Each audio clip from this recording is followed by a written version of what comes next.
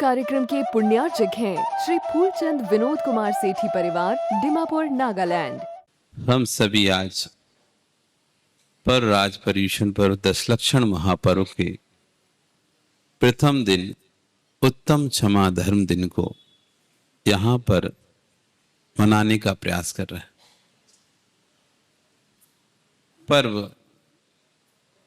पर्व से अर्थ लोगों ने लगाया है पिकनिक, खाना पीना, मौज मस्ती। दीपावली पर्व आया, होली का पर्व आता है, सावन का पर्व आता है। आया कि नहीं गया? अभी सावन गया कि नहीं गया? तो क्या किया आपने? खाना पीना, कपड़े खरीदना, वस्तुएं खरीदना। पर्व से लोगों की संज्ञा यही है। जैसे ही पर्व शब्द आता है जगत में लोगों का अर्थ होता है कि एक मौज मस्ती, एक खाना पीना। लेकिन जैन धर्म में पर्व का अर्थ भिन्न है। खाने पीने का नाम पर्व नहीं है, मौज मस्ती करने का नाम पर्व नहीं है, आत्मा के उत्थान का नाम पर्व है। जिन पापों को हम छोड़ नहीं पाते हैं, जिन बुरी आदतों को हम छोड़ नहीं पाते हैं, जिस समय वो पाप छूटते हैं वही दिन हमारा पर्व होता है। इस 10 दिन, क्या नाम तुम्हारा बेटा? प्रासुक। प्रासुक बाजार में खा रहे हो कि अभी 10 दिन? अभी 10 दिन नहीं खाओगे ना? आलू भी खाओगे 10 दिन? शायद नहीं खाओगे। बहुत सारे लोगों ने आलू छोड़ दिए होंगे 10 दिन। छोड़े कि नहीं छोड़े? बाजार का भी छोड़ा होगा बहुत से लोगों ने कि 10 दिन बाजार में, होटल में नहीं जाएंगे। नहीं जाओगे ना? आपको पता है होटल में जाना अच्छी बात नहीं है। होटल में जाना अच्छी बात नहीं है। इसलिए 10 दिन आपने सोचा मैं एक बुराई को छोड़ता। अच्छी बात होती तो आप छोड़ते क्या? अच्छा होता तो आप छोड़ते क्या? नहीं छोड़ते ना। यदि अभक्ष्य खाना, आलू प्याज खाना अच्छा होता तो आप कभी नहीं छोड़ते। आपको स्वयं पता है कि रात्रि भोजन करना अच्छा नहीं है, इसलिए आप 10 दिन हम रात में भोजन नहीं करेंगे, हम 10 दिन आलू प्याज नहीं खाएंगे। छोटे छोटे बच्चों तक को पता है कि पिज्जा, बर्गर, आलू प्याज ये 10 दिन नहीं खाना है, ये अच्छे नहीं होते। पाप लगता है, पाप लगता है। मतलब हर व्यक्ति को पता है कि पाप क्या है। हर जीव को, छोटे बच्चे से लेकर बूढ़े व्यक्ति तक को पता है कि पाप क्या है। वो पर्व जब आता है, पर्व है आज, इसलिए पर्व के दिन आज पाप नहीं करेंगे। 10 लक्षण पर्व आ रहे हैं। भोगों के लिए नहीं आए, आत्म उत्थान के लिए आए, आत्म उन्नति के लिए आए, बुराइयों को छोड़ने के लिए आए। क्रोध करना अच्छी बात नहीं है, इसलिए क्रोध का त्याग कर दो। त्याग आज, अब 10 लक्षण पर्व है। आज क्षमा धर्म का दिन है। क्रोध नहीं करना, क्रोध नहीं करना, क्योंकि क्रोध करना अच्छी बात नहीं है। जो जो बुराइयां हैं हमारे त्याग के भाव आ रहे हैं, यही है पर्व। जैन शासन में मौज मस्ती का नाम, घूमने फिरने का नाम, पिकनिक मनाने, खुद खा लो, दूसरों को अपने डिब्बे से खिला दो, गले मिल लो, एक दूसरे गले मिल लो, इसका नाम पर्व नहीं था। जैन शासन पर्व है अपने अंदर की बुराइयों को बाहर निकालकर फेंक देने का नाम पर्व है। और इसलिए शायद आपको याद दिलाने के लिए 10 लक्षण पर्व आते हैं। 365 दिन आपको लगते नहीं है हम गलत कर रहे हैं कुछ भी। हम रात में भोजन करके गलत कर रहे हैं, या होटल पर जाके गलत कर रहे हैं, या आलू प्याज खाते हुए गलत कर रहे हैं, कुछ आपको लगता ही नहीं, फील होता है कि कभी ऐसा मैं कोई गलती कर रहा हूं? कोई फील नहीं होता। लेकिन 10 दिन आपको क्यों फील होता है? नहीं, 10 दिन अपन को रात में नहीं खाना, 10 दिन हमको अभिषेक करना है। आप देखो अच्छा भी आपको फील हो रही है। आपको पता है कि इन पर्व के दिनों में अभिषेक करना चाहिए। अभिषेक करना अच्छा कार्य है। भगवान की भक्ति करना अच्छा कार्य है, पूजन आदि करना अच्छा कार्य है, एकासन उपवास करना अच्छा कार्य है, स्वाध्याय ध्यान करना अच्छा कार्य है। आपका मन 10 दिन हम अभिषेक करेंगे। क्यों प्रासद? अभिषेक का मन हो रहा है कि नहीं हो रहा है इस 10 दिनों में? कि रोज अभिषेक करूं, 10 दिन अभिषेक करूं। हमें अच्छाई भी समझ में आ रही है और बुराई भी समझ में आ रही है, पाप भी समझ में आ रहा है, पुण्य भी समझ आए। बस जब पाप और पुण्य समझ में जहां जिस दिन आता है, बस वो ही दिन पर्व का दिन होता है। ये 10 लक्षण तो एक निमित्त मात्र हैं, ये 10 धर्म तो निमित्त मात्र हैं। बस निकालना चाहते हैं आपके अंदर की बुराई, महसूस कराना चाहते हैं कि आप कहां गलत हैं। कालस्यानुपत्ति क्षमा, अक्षमा धर्म है। 10 लक्षण पर्व में पहला दिन आता है क्षमा, क्योंकि जब तक अंतरंग में क्षमा भाव नहीं आता तब तक कुछ भी नहीं होता। क्योंकि क्रोध में व्यक्ति को कुछ भी नहीं दिखाई देता। क्रोध एक ऐसा अंधकूप है जिसमें कुछ भी नहीं दिखाई देता, कुछ भी गिर जाए, कहीं भी गिर जाए, कुछ भी समझ में नहीं आता। इसलिए सबसे पहले क्रोध को हटाया जाएगा। जब तक क्रोध अंतर में भरा होगा, आप देखो कोई जब लड़ाई हो जाए आपकी किसी से और आपस में क्रोध चल रहा है, गाली गलौज चल रही, चिल्ला चोट चल रही, कोई समझाने पहुंचे, बताओ आप समझ जाओगे कि उस समय ये तो कोई भी कितना भी समझाएगा, लेकिन आप नहीं समझोगे। आप उल्टा उस पर भी गुस्सा कर दो, हो सकता हो उसको भी धक्का दे दो जो समझाने आ रहा है। क्रोध में कुछ भी समझ नहीं आता है। जैसे अग्नि के पास कुछ भी आए, लोहा आए, सोना आए, चांदी आए, लकड़ी आए, हीरा आए, मोती आए, अग्नि की चपेट में कुछ भी आ जाए, सबको नष्ट करती कि नहीं करती? सबको नष्ट करती नहीं करती? बड़े बड़े मकान, बड़ी बड़ी बिल्डिंग अग्नि की चपेट में नष्ट होते कि नहीं होते? मात्र अपन सोचो कि प्लास्टिक, कपड़ा मपड़ा यही जलते होंगे आग में। आग किसी को नहीं छोड़ती। बड़े से बड़े पत्थर को भी लंबे समय तक आंच पड़ती तो वो भी टुकड़े टुकड़े कर देती, उसको भी लोहे को पिघला देती है, धातु को पिघला देती है। किसको अग्नि ने छोड़ा? कोई ऐसी चीज बताओ और सोच जिसको अग्नि ने छोड़ दिया। आग के संपर्क में आने पर ऐसी कौन सी वस्तु है जो नष्ट नहीं होती? सभी वस्तुएं। पत्थर भी पिघलता है, ज्यादा हीट देते ना, हीट तो भी पिघल जाता है। आइटम्स बनाते हैं चीनी के, इसके उसके, तो हीट देकर बनाते हैं। कोई भी ऐसी वस्तु नहीं है जो अग्नि के संयोग में नष्ट नहीं होती हो। ऐसी कोई भी ऐसा गुण नहीं है जो क्रोध के संयोग में नष्ट ना होता। क्रोध के सामने कुछ भी नजर नहीं आता। इसलिए पहले अवगुण को नष्ट करने के लिए आचार्य ने क्षमा धर्म रखा है। क्रोध जब तक रहेगा तब तक कोई भी बात समझ में नहीं आएगी। तो आचार्य कह रहे हैं आज प्रथम दिन उत्तम क्षमा धर्म का दिन है। किसका दिन है? क्षमा नाम पृथ्वी का भी है। क्षमा नाम पृथ्वी का भी है। जैसे पृथ्वी पे खोदो, कुछ भी पटको, कुछ भी करते रहो भूमि को, लेकिन वो कोई भी प्रतिक्रिया नहीं करती, ऐसा क्षमा धर्म वाले जिसके अंदर क्षमा धर्म आ जाता है, चाहे उसे कोई मारे, चाहे उसे कोई गाली दे, चाहे उसे कोई उसका अहित करे, लेकिन कोई भी प्रतिक्रिया नहीं करता है। कालुष्यानुत्पत्ति क्षमा। क्षमा किसे कहते हैं? कलुषता का भाव नहीं होना। कलुषता यानी किसी प्रकार का मन में क्लेश, दुख।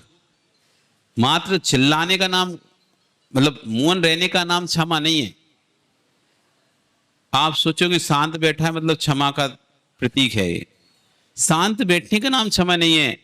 अंदर कलुषता का नहीं होना नाम क्षमा है। शांत बैठे बैठे अंदर क्यों निर्मल? चुपचाप बैठे बैठे तो अंदर गुस्सा आता ही नहीं आता। अपन ना भी बोले तो अंदर गुस्सा आता ही नहीं आता।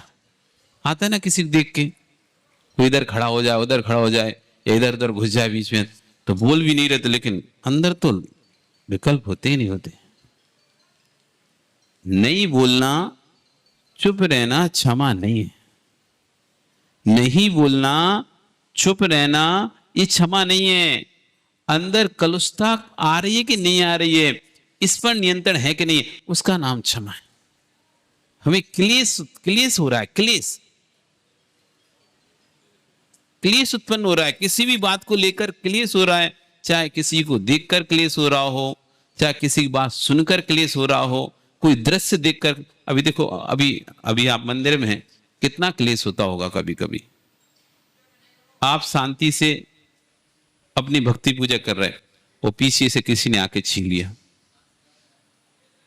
आप अभिषेक करने के लिए तैयार होकर आ रहे थे, नहा धोकर आ रहे थे, वो पीछे से आके किसी ने धक्का दे दिया, असोले का कर दिया आपको। अच्छा बताओ, यशपाल क्लेश होगा कि नहीं होगा? हृदय से बताना।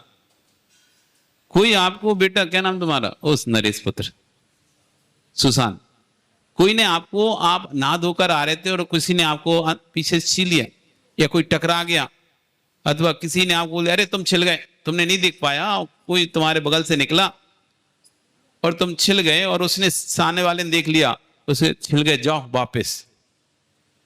अंदर कुछ होगा क्या? हैं?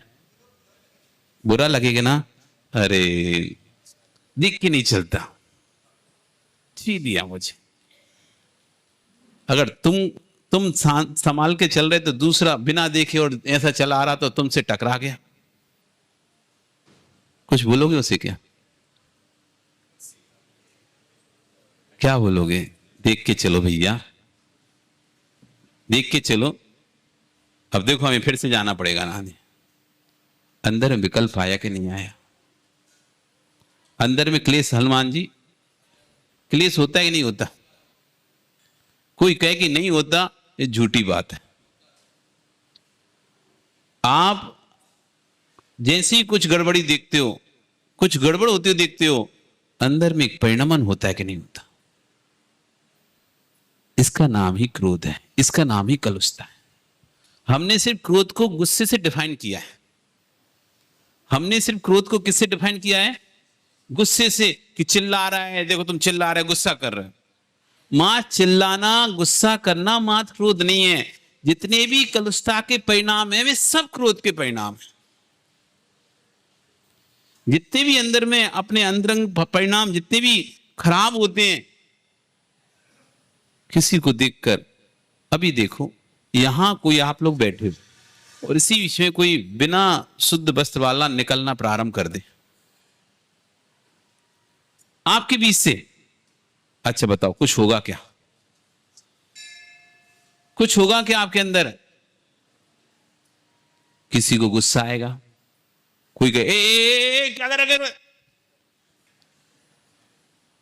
कोई पीछे धकाएगा, कोई चल, कोई हट, कोई चल, कोई हट,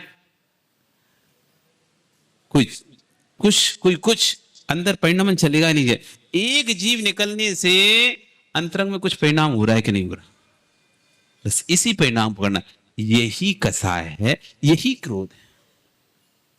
और आपको देखने में लगेगा नहीं, लेकिन आचार्य ने इसलिए गुस्सा नाम क्रोध नहीं कहा। कलुषा की उत्पत्ति ना होना क्षमा है, यानी कलुषा की उत्पत्ति होना क्रोध है। जैसे कह दिया रात में, दिन में खाना ही धर्म है, मतलब रात में खाना अधर्म हो गया। विपरीत अब लगा लो ना, दिन में खाना ही, दिन में भोजन करना ही धर्म है, जो रात में भोजन करता है वो अधर्म है। ऐसी कह दिया कलुषता की उत्पत्ति ना हो उसका नाम क्षमा धर्म है। इसका अपोजिट कैसे लगा लेंगे कि कलुषता की उत्पत्ति हो उसका नाम अधर्म हो गया। कसाय अधर्म है। आचार्य कालिया नाग से भी कोई काला है, कोई जहरीला है, उसका नाम है कसाय। सांप के तो डसने से जहर चढ़ता है, बिच्छू के डंक मारने से जहर चढ़ता है। कभी देखा आपने किसी को? अरे टीवी में तो देखा ही होगा ना, सांप ने काट लिया, धीरे धीरे जहर चढ़ रहा है, बिच्छू ने डंक मार दिया, जहर चढ़ा। तुम्हें कभी काटा किसी ने? सांप ने काटा? कभी नहीं काटा ना। मच्छर ने सांप ने तो नहीं काटा, पर मच्छर ने काटा, उसका भी जहर चढ़ता है। थोड़ी देर के लिए वहां पर आपको खुजली होने लगती। तो सांप के काटने से, बिच्छू के डंक मारने से जहर चढ़ता है, लेकिन क्रोधी के देखने मात्र से जहर चढ़ता है। क्रोध की आंखों से कोई देख ले, पूरी बॉडी झंझना जाती है। कभी पिता ने गुस्सा में देखा क्या बेटा प्रासन? है जब तुम छोटे थे तो पिता का चेहरा देख के तुम्हारी कब कभी छूटी कि नहीं छूटी? कभी पिताजी आज बहुत गुस्से में, हमारी तो छुट्टी कई बार। जब जब पिता को गुस्सा में देखते हो, छोटे थे, बच्चे थे, मां को या पिता को गुस्से में देखो तो अंदर कब कभी छूटती नहीं है। बिना कुछ बोले अंदर डर बैठता था या नहीं बैठता था? आंखें उठा के देख ले ऐसे, डर आ जाता है नहीं संजय? डरते थे नहीं डरते थे? बहुत सारे आज भी ऐसे बच्चे हैं, भले बड़े हो गए, लेकिन अपने माता पिता की आंख से डरते हैं अभी भी। आंख देख लें, पिता ने आंख उठा के देख ली जो क्रोध में, भाई उनकी हालत खराब हो जाती, कुछ गड़बड़ है। तो आचार्य कह रहे हैं कि सांप के तो डसने से जहर पड़ता, सांप के तो कंठ में जहर होता है, बिच्छू की पूंछ में जहर होता है, लेकिन क्रोधी के रग रग में जहर होता है। जैसी दिखता है सामने वाले के अंदर जहर चढ़ जाता है। जिस अंग में काटा सांप ने या बिच्छू ने, जिस अंग में डंक मारा, उससे धीरे धीरे जहर चढ़ेगा, लेकिन क्रोधी ने जैसे ही देखा, क्रोध में पूरे सर्वांग में जहर चढ़ता है। हे क्रोधी, मां की ममता को तूने नष्ट कर डाला, पिता के दुलार को तूने नष्ट कर डाला, भाई के प्यार को तूने नष्ट कर डाला। क्या नहीं किया? मित्र की मित्रता को नष्ट कर डाला। आज बैठ के विचार करो, ऐसे कितने कार्य हमारे द्वारा क्रोध में हुए हैं जो नहीं होना चाहिए थे। एक मां अपने घर में भोजन बना रही थी, एक मां अपने घर में चूल्हे पर भोजन बना रही थी, तभी पति आया। 1 महीने की वेतन 50,000 रुपया उसने अपनी पत्नी को दी कि लो रख दो अलमारी में। पूरे माह की वेतन है, पूरा माह इसी वेतन से, अब आपको पूरा महीने भर का खर्चा इसी वेतन से चलाना है। और उसने अपने पत्नी को दे दिया। पत्नी बना रही थी खाना, तो वहीं पास में रख लिया, रख देंगे, जब उठ के जाएंगे तो रख देंगे। और काम करने लगी। काम करते करते कुछ काम आया तो उठकर बाहर चली गई। तभी उसका छोटा सा बालक बच्चा खेलते खेलते उस रसोई घर में प्रवेश कर गया। बालक के हाथ में वो नोटों की गट्टी लग गई। अब बालक तो बालक, कागज क्या और नोट क्या, उनके लिए तो सब एक बराबर है। जैसे कागज वैसे नोट। और बालक ने वो क्या किया, वो गड्डी को लेकर आग में डाल दिया। जैसी आग में नोट जले, इधर मां पहुंची और नोटों को जलते देखी तो क्रोध की अग्नि में जलने लगी। ये क्या कर दिया? और उठाकर गुस्से में बालक को ही अग्नि में झोंक दिया। इस कार्यक्रम के पुण्यार्जक थे श्री फूलचंद विनोद कुमार सेठी परिवार, डिमापुर, नागालैंड।